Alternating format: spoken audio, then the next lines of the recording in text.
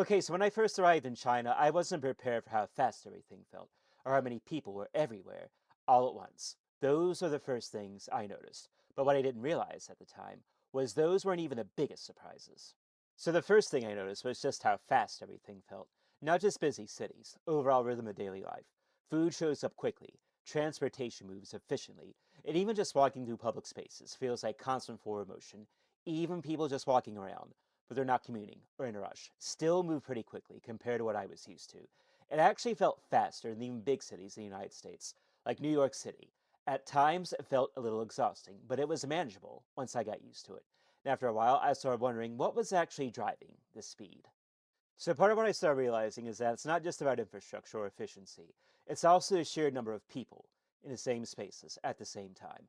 In a lot of cities, you're constantly surrounded by movement, people walking, crossing streets, going in different directions all at once.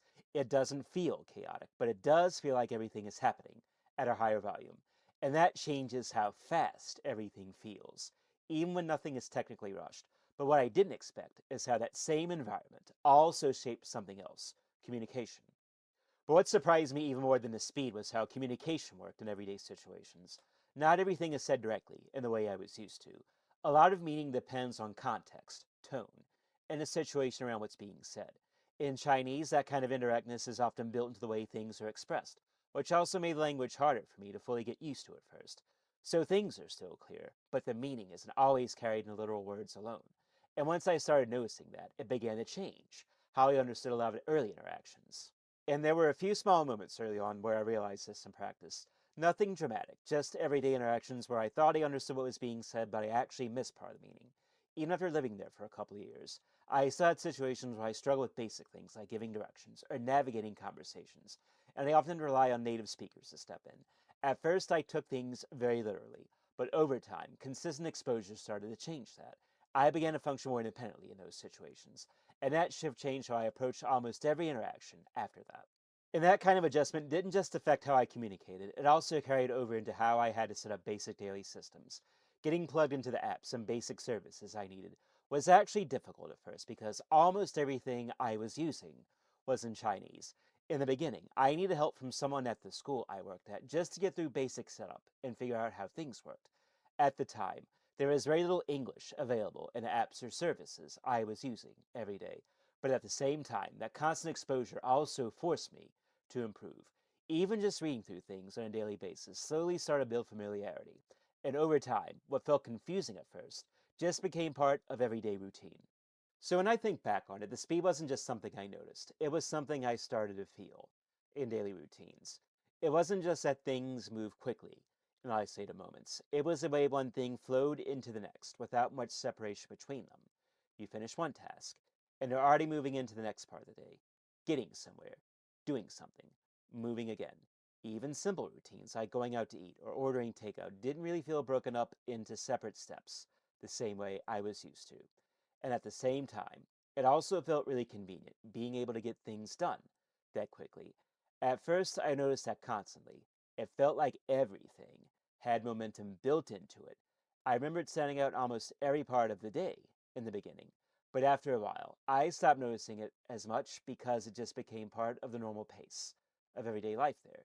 And that's the interesting part. It didn't slow down, I just adapted to it. What felt fast at the beginning eventually just became normal. But I think the adjustment didn't happen all at once. It was more gradual than I expected. At the beginning, a lot of things just felt slightly off in terms of timing and expectations. Not in a dramatic way, but enough that I noticed I was constantly readjusting how I did everyday things.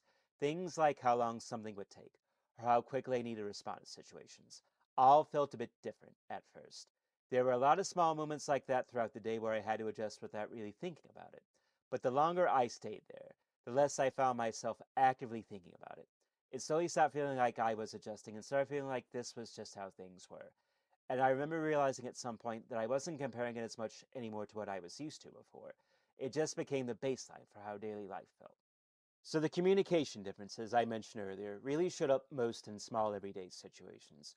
It wasn't anything big or noticeable at first, but just in how everyday conversations would unfold. At first, I would take things very literally and think I understood everything that was being said.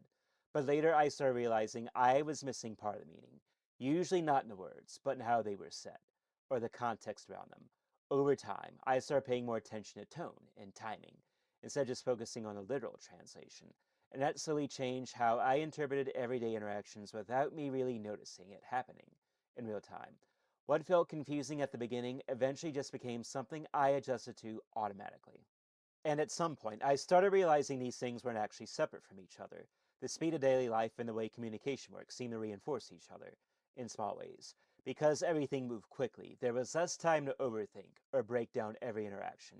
So paying attention to tone, timing, and context became more important than focusing on exact wording. And that sort of felt natural after a while, almost like adapting the pace of everything around me. It wasn't something I consciously decided to do. It just developed gradually through being there every day. And looking back, that combination of speed and communication probably shaped most of the experience more than anything else. The same thing was true when I thought about the physical environment as well. The density of people in cities wasn't just something you noticed visually, it affected how everything functioned day to day. Spaces felt more active, more continuous, with people constantly moving through them. You notice it especially in places like metro stations, shopping areas, or even just walking through busy streets. There's a constant sense of movement everywhere, and that same sense of flow carried over into how services and daily systems work too. Things like ordering food, getting around, or just handling normal daily tasks all felt like part of one continuous system, rather than separate steps. At the time, I didn't really think about it in those terms. It just felt like the normal way things work there.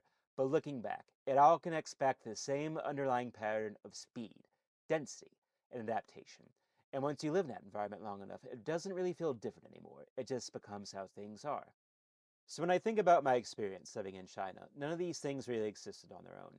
The speed of daily life, the density of people, and the way communication worked.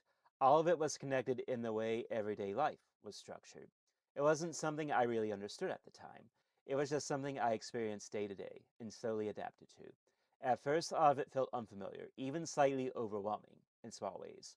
But over time, it stopped feeling like something I was adjusting to, and more like something I was just living inside of. What seemed fast, different, or indirect at the beginning eventually just became the environment I was operating in.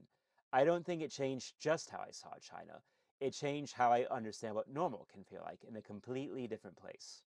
So it's only in hindsight that I started to see how all those small experiences were connected. When I look back at it now, none of those things really existed in isolation. They all felt separate at the time, but they were shaping the same overall experience in the background. And I think that shift in perspective is what stands out the most when I look back on it. Not any single moment, but how completely my sense of normal changed. And thank you so much everybody for watching this video. If you enjoyed this video, please consider subscribing to my channel. I'll be sharing more experiences from China and eventually other countries. And also maybe leave a comment, if you would. What's something you only realized was different after spending time in another country? But anyway, I'm going to go here. Thanks again, everybody, for watching, and I'll see all of you for the next time.